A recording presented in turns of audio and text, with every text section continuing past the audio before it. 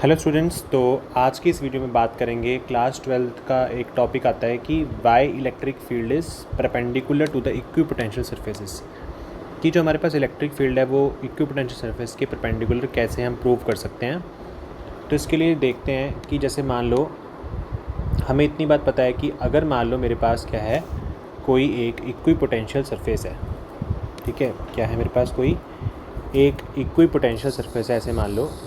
तो equipotential surface में क्या होता है कि उसके हर एक पॉइंट पर मेरा जो पोटेंशियल होता है वो सेम होता है। For example let us suppose मेरे पास एक यहाँ पे ए पॉइंट है, यहाँ पे एक बी पॉइंट है, और अगर ये मेरा इक्विपोटेंशियल सरफेस है, if this is my equipotential surface,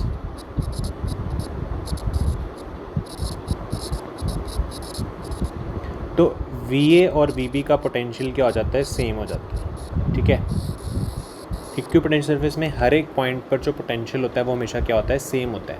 तो इसलिए वी बी जो है वो मेरे वी ए जो है वो वी बी के इक्वल हो जाएगा।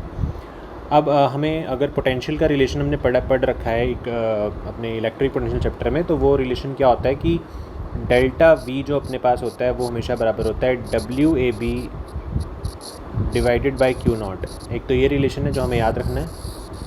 उसके बाद दूसरा रिलेशन जो हमारे पास होता है वो होता है E is equal to minus के D V by D R. ये हमारे इलेक्ट्रिक पोटेंशियल का रिलेशन होता है with respect to the potential gradient. Potential gradient के रिस्पेक्ट में ये हमारा एक ये रिलेशन बनता है। तो हम यहाँ से क्या कर सकते हैं कि जो मेरे पास वी ए जो है वो वी बी के बराबर है, और डी वी को मैं क्या लिख सकता हूँ, ऐसे D V is equal to E vector dot D R. इस तरीके से रिलेशन बना सकते हैं हम एक, D V vector is equal to E vector dot D R vector. अब मुझे पता है कि मेरा जो पोटेंशियल होता है वो क्या होता है, इक्विपोटेंशियल सरफेस में सेम होता है। तो यानी कि अगर मैं डेल्टा वी को लिखूँ तो डेल्टा वी क्या हो जाएगा, V A minus V B, और वी ए और वी बी तो बराबर हो जाएंगे। तो V A minus V A हो सकता है क्या, इसको ऐसे लिख सकते हैं, V A minus V A क्या हो जाएगा, ज़ीरो। तो डी वी की वैल्यू मेरे पास क्या हो जाएगी, zero. Zero is equal to E vector dot D R vector हो जाएगा।